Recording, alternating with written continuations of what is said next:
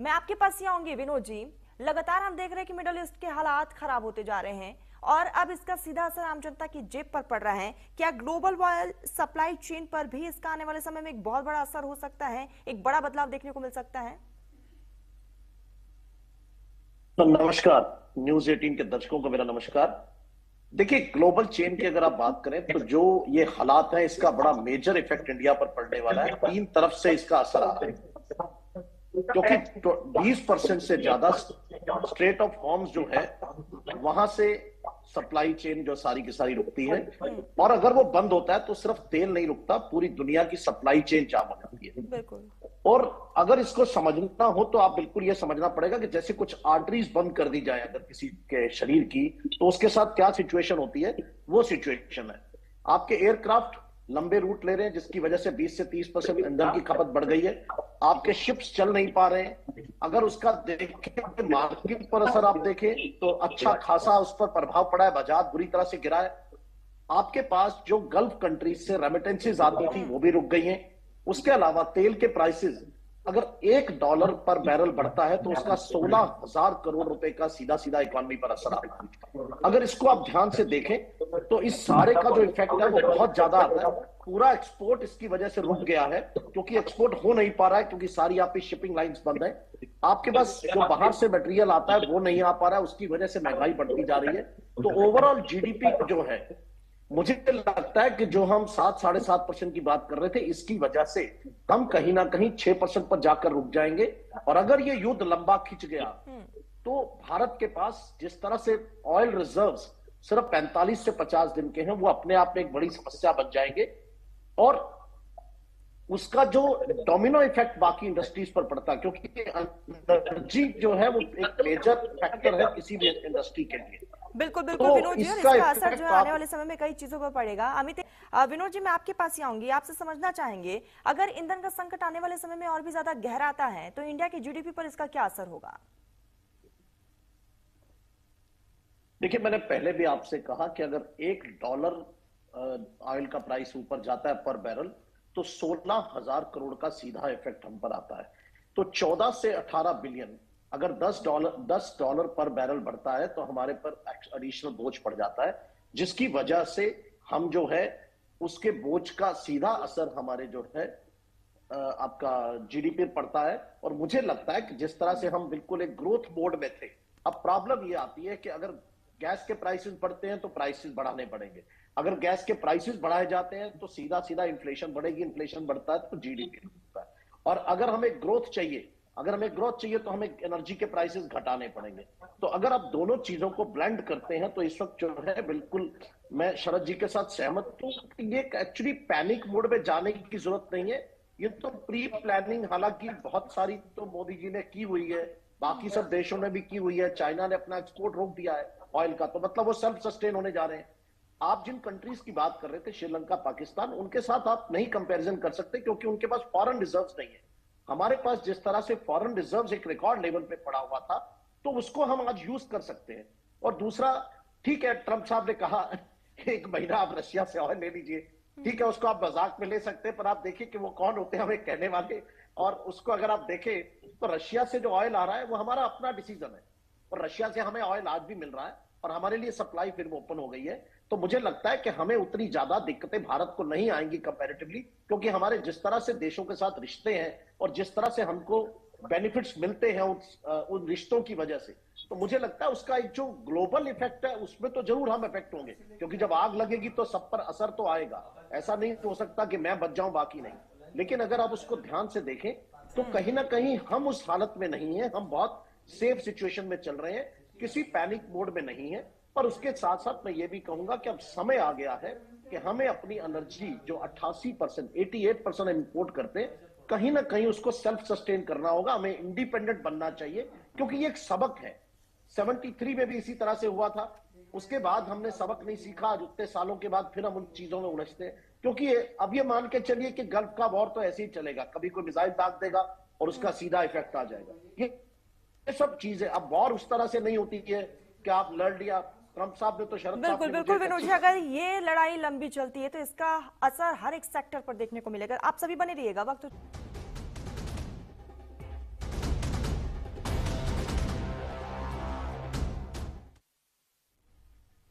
तो ब्रेक के बाद एक बार फिर से आप सभी का स्वागत है। युद्ध से आपातकाल और ईंधन का संकट काल, और लगातार इसका असर जो है हर एक सेक्टर पर पड़ रहा है। खास मेहमान हमारे साथ लगातार बने हुए हैं।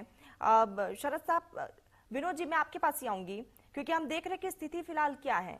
अगर आने वाले समय में मान लेते हैं 1% भी वाकई हालात बहुत ज्यादा खराब हो जाते हैं, हिंदुस्तान के पास फिर विकल्प क्या है? देखिए, विकल्प तो इस वक्त थोड़ा सा कंजर्वेटिव होकर चलने वाला है। उसका कारण यह है कि आपके पास जिस तरह से ईरान ने एलएनजी पर अटैक किया, कतर पर, उसकी वजह से वहां से एलएनजी की सप्लाई बंद हुई, जिसका असर आप देख रहे हैं गैसेस पर। 9 लाख मिलियन बैरल जो है आपका ऑयल अटका हुआ है, जो पहुंच नहीं पा रहा है। देखिए, अगर सप्लाई लाइन आपकी इंप्रूव नहीं होती है तो उससे सडनली इफेक्ट आएगा। सडनली कोई चॉइस उसके पास नहीं है, कहीं ना कहीं किफायत से इस्तेमाल करना होगा। मुझे लगता है जल्दी हमारे प्राइम मिनिस्टर इसके ऊपर कोई बहुत अच्छा एक ऐलान कोई ना कोई करेंगे, जिसके अंदर, क्योंकि वो देश को साथ लेकर चलना चाहते हैं और देश चलता है उनके कहने पर भी। तो मुझे लगता है हमें कहीं ना कहीं कंजर्वेटिव होना होगा। लेकिन उसके साथ साथ जो सबसे बड़ा डर है वो ये है कि आपकी जो एयरलाइंस है, एविएशन, बहुत एयरलाइंस जो है ग्राउंड होने की सिचुएशन पर आई पड़ी है। जर्मन में जिस तरह से डबल डिजिट गैसेस के प्राइसेस बढ़े इस आपके यूरोप में, उसका इफेक्ट दिखना शुरू हो गया है। तो कहीं ना कहीं इस युद्ध को कंट्रोल करना होगा, ताकतों को आगे आना होगा, क्योंकि स्टेट ऑफ होम्स बंद होने का जो असर है वो बहुत बड़ा दिखाई देगा। और ये अगर युद्ध लंबा चलता है तो ये वाकई में बहुत बड़ा एक भयावह सिचुएशन बनती है, जिसके अंदर बहुत इन्फ्लेशन की सिचुएशन है।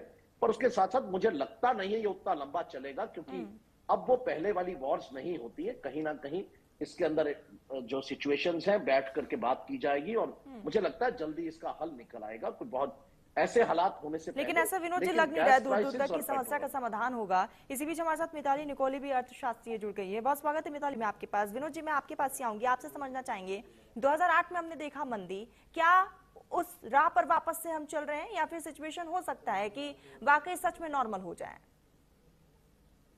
नहीं, देखिए, मैं आपके साथ सहमत नहीं हूं। 2008 की मंदी बिल्कुल अलग थी, उससे इसको कंपेयर नहीं किया जा सकता। इस वक्त हमारे पास 725 बिलियन डॉलर्स का फॉरेन रिजर्व्स है, जो एक बिल्कुल बफर का काम कर रहा है। और वो बफर को वाइजली कैसे यूज किया जाएगा उसके ऊपर सबसे बड़ा होता है। और दूसरा, हमारे पास एक रिसोर्स अवेलेबल है, हमारे पास रशिया है, जिससे हम ऑलरेडी इंपोर्ट कर रहे हैं। हमें अपनी मैक्सिमम कैपेसिटी पर जाना होगा, जिससे हमारी डिपेंडेंस जो है इन देशों पर कम हो जाए और कहीं हम उस पर बाहर निकले। उसके बाद हमारी जितनी भी पेट्रोलियम रिजर्व्स हैं उनको हमें एक्सपैंड करना होगा। जिस तरह से हमारे पास 5.33 मिलियन टन्स का जो हम 39 मिलियंस का हम जो है स्टोरेज कर सकते हैं, उसको हमें बढ़ाना होगा कि हम कैसे उसको बढ़ाएं। और 30 डेज का 40 डेज का कम से कम हमें रिजर्व्स हर वक्त रखना होगा, ताकि कभी भी कुछ सिचुएशन कहीं ब्लॉक होती है तो हम उससे बाहर निकल सके। फ्यूल प्राइस मैनेजमेंट जो है वो हम बड़ी आसानी से उसको एक ट्रांसपेरेंट मैकेनिज्म के साथ उसको बिल्कुल कर सकते हैं। और हमारे पास रिन्यूएबल एनर्जी है, हम सोलर को ऑलरेडी यूज कर रहे हैं, हमें और एक्सेलरेट करना होगा। ठीक है, मैं ये नहीं कहूंगा कि वो इमीडिएटली हो सकता है, पर हमें उसके ऊपर स्ट्रेटेजाइज करना होगा हम कैसे उससे बाहर निकल सकते हैं। और सबसे बड़ा इफेक्ट जो आप इसके साथ अभी ये कनेक्ट नहीं कर पा रही है, वो मैं आपसे रिक्वेस्ट करूंगा कि जो एनआरआई का जो हमको पैसा आता है गल्फ कंट्री से, क्योंकि वो भी आना कम हो जाएगा, उसको कैसे उस चेन को, उस फ्लो को रुकने से बचाया जाए, जिससे हम उससे बच सके। और जो हमारा राइस का एक्सपोर्ट जो बिल्कुल शिप्स पर रुका पड़ा है, it is not less, it is 4 lakh million tonne export जो है, क्योंकि वो जाना एक्सपोर्ट भी उतना ही ज्यादा जरूरी है। तो स्टेट ऑफ होम्स खाली ऑयल से नहीं है, स्टेट ऑफ होम्स जाने से भी है, यहाँ की शिपिंग लाइन भी ब्लॉक्ड है। तो ये दोनों चीजों को अगर आप देखते हैं, मिक्सअप करते हैं, तो बिल्कुल एक इस तरह से हमें अपना जो एनर्जी के ऊपर बहुत ज्यादा हमें अब इस पीरियड में काम करने की जरूरत है। हर प्रॉब्लम एक लेसन सिखा के जाती है, एक अपॉर्चुनिटी की तरह है। क्यों ना एक कंट्री जो है अपने आप को डिपेंडेंट बनाए, दूसरों के ऊपर डिपेंड होने की बजाय सेल्फ डिपेंडेंट करे। और मुझे लगता है कि बहुत ज्यादा इसमें समय नहीं लगेगा, हमें उतनी ज्यादा प्रॉब्लम नहीं है। और आपके उस सवाल का जवाब, कहीं भी हम 2008 की उस मंदी के पास नहीं है। बिल्कुल इस वक्त रिजर्व्स अच्छे हैं, ऑयल रिजर्व्स ऑलरेडी 50 डेज का है हमारे पास। रशिया हमारे पास बिल्कुल एक सप्लाई चेन की तरह खड़ा हुआ है। तो मुझे नहीं लगता, और हमारे रिश्ते ऐसे नहीं है कि हमको ऑयल नहीं मिल रहा है। चाइना की सप्लाई उसी स्टेट ऑफ होम से कंटिन्यूड है, उनको अलाउ कर दिया गया है। तो ऐसी बहुत सारी चीजें अभी और होनी बाकी है। जैसा शरद जी अभी कह के गए कि हर दिन एक अलग, क्योंकि अभी गल्फ में तो अब तो मिसाइल्स की लड़ाई है। कोई एक मिसाइल कहीं गिरेगी और उसका असर इमीडिएटली आपकी सारी स्ट्रेटजी उसी टाइम आपको इंस्टेंटली चेंज करनी पड़ती है। ठीक है, मिताली जी तो मैं आई आपके थिंक पास ही मिताली आऊंगी। बिल्कुल ठीक कह रही थी। हाँ। मिताली बिल्कुल ठीक कह रही थी कि ये दो देशों वाली और वो लड़ाई नहीं है, इसमें बहुत सारी कंट्रीज जो है इन्वॉल्व है, तो हमें उस वक्त थोड़ा बड़े स्केल पर सोचना होगा, बड़े कैनवस पर सोचना होगा। मिताली जी आपके पास से बैलेंस्ड है, क्योंकि इसका असर जो है एविएशन पर भी पड़ सकता है, ट्रांसपोर्ट पर भी, लॉजिस्टिक सेक्टर पर भी इसका बहुत ज्यादा आने वाले समय पर असर होगा। देखिए, इसका असर बहुत सारी चीजों पर पड़ता है। सबसे पहले तो आपका डॉलर पर प्रेशर आता है, जो अभी 92 पर चला गया। करंट अकाउंट डेफिसिट खाली खाली करंट अकाउंट डेफिसिट नहीं है, आपका डॉलर जो है वो 92 अभी भी रिकॉर्ड लो पर। जितना डॉलर कम होगा तो आपकी इंपोर्ट की कॉस्ट और बढ़ जाएगी, क्योंकि ऑयल डॉलर में खरीदा जाता है। इन्फ्लेशन उससे फिर बढ़ेगा, रेट्स घटेंगे नहीं, ईएमआई महंगी हो जाएगी, आपका हाउसिंग और ऑटो लोन्स जितने भी हैं वो स्लो डाउन हो जाएंगे क्योंकि बिकेंगे नहीं, कंजम्पशन गिरेगा। मतलब इसका जो डोमिनोज इफेक्ट आप देख रहे हैं, कैस्केडिंग इफेक्ट कितना जबरदस्त है, आपकी जीडीपी ग्रोथ डायरेक्टली हिट हो जाती है। और अगर हम बात करूं कि इससे पूरे का पूरा जो 50 बेसिक पॉइंट्स का इफेक्ट आता है, अगर ये सेटल, अगर ऑयल प्राइस हमारा 100 और 105 पर जाकर सेटल होता है तो हमारा जीडीपी जो है वो सीधा 6 पॉइंट पर जाता है। तो कहीं ना कहीं, मैंने पहले भी आपको स्टार्टिंग में कहा कि हम 6% के आसपास, 6 और 6.5 में सेटल होंगे। अब जब जीडीपी कम होगा तो उसके साथ साथ आपके जो अभी मिताली ने कहा कि रोजगार कम होंगे, आपके पास एम्प्लॉयमेंट नहीं है, आपके पास नए बिजनेसेस नहीं है, और उसका जो असर है वो डायरेक्टली क्राइसिस पर पड़ता है। और जितने भी आपके इकोनॉमिस्ट हैं, उन्होंने जो नंबर्स दिए हैं उसका ये डिपेंड करता है अब युद्ध कितना लंबा चलता है। क्योंकि अगर ये युद्ध स्टेट ऑफ होम्स थोड़े दिन की बात है तो बिल्कुल कुछ फर्क नहीं पड़ने वाला। मैंने आपसे कहा हमारे पास बहुत अच्छे $725 मिलियन का रिजर्व पड़ा हुआ है, जो बहुत अच्छा रिजर्व है, जो पहले कभी नहीं था।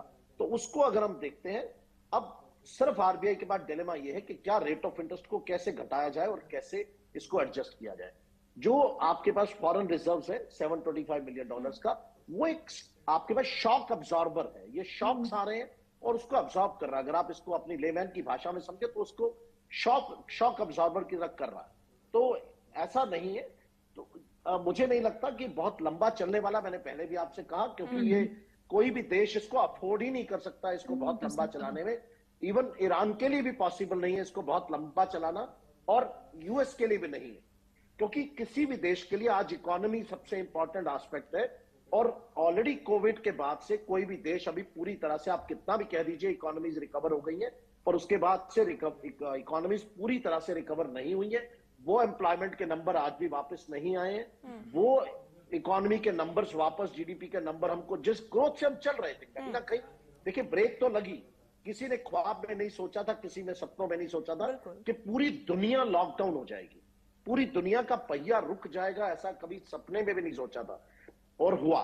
लेकिन उसके साथ अब जो है, किसी देश के पास मुझे नहीं लगता इतनी बड़ी कैपेसिटी है कि वो इसको झेले।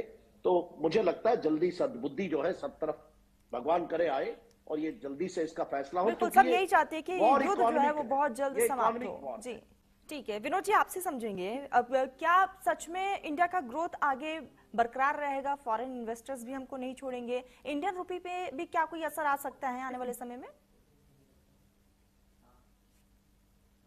सर आपकी आवाज हम तक नहीं पहुंच रही है, ऑडियो अनम्यूट करिएगा।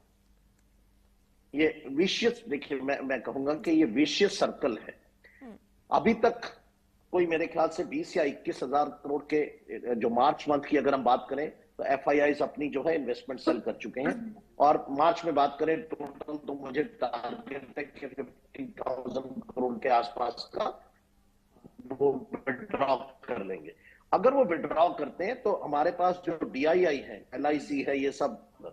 लेकिन अगर आप इतिहास उठा के देखें या वॉरेन बफे साहब की स्टेटमेंट को याद करें कि buy when people are selling and sell when people are buying, तो वो सिचुएशन को अगर आप देखते हो, और जितनी बार भी आप पास्ट उठा करके देखिए कि जब जब लोगों ने पैनिक में सेल किया उन्होंने पछताए, और जिन्होंने होल्ड किया, भले ही कोविड में भी होल्ड किया जिन्होंने, इससे बड़ा पैनिक बटन कभी नहीं दबाया गया, उसके बावजूद वो विनर्स रहे। उन लोगों को फायदा हुआ जिन्होंने उसके बाद अपने पैसे को होल्ड किया।